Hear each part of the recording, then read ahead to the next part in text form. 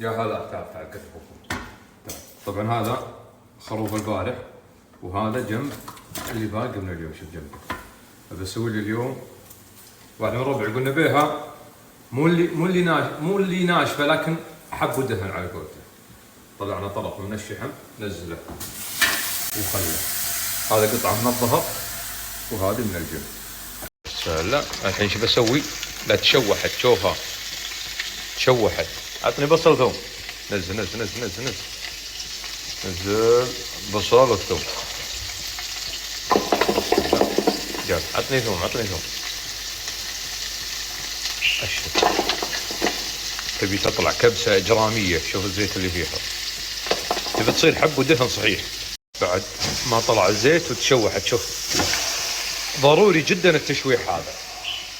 خلصنا الحين خلت تشوح هذا اليد والجنب والجنب. إذا تبي تحط بهارات حب عقب زل عليها الماء. بخليها بعد تشوح الحين زود وبدون أي شيء.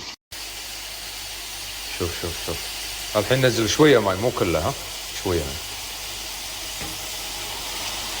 شوف التشويح اللي هناك هذا يعطي لسعة نفس لسعة. تشوفه يعطي نفس لسعة الحرق بعد زيادة ماء.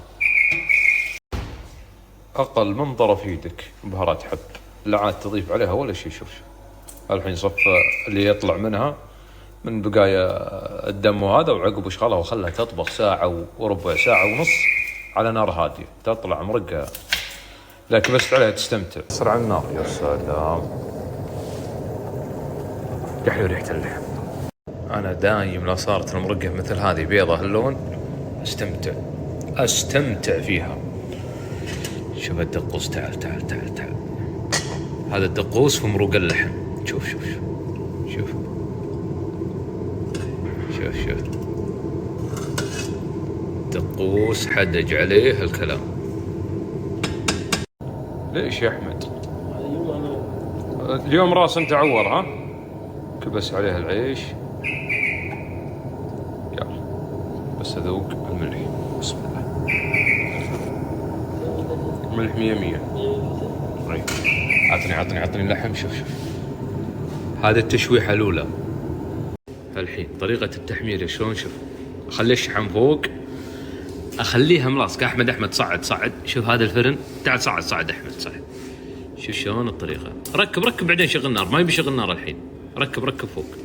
تعال شوف شلون أبى أحمر تحمير فوق. بعد فوق شوية. ما شغل عليه النار. شوفه ملاصق على طول النار بس ما شغل عليه النار الحين. أخليه شوي وأشغل النار تكون تشويحة. شوف تبارك الرحمن. كب أحمد. شوف تسمع أشهد النار. فاخرة حبة العيش فاخرة. هذه تشويحة اللحم. طبعا هذه دامنها ما فيها شحم ما دخلتها فرن عشان لا تنشف. شوف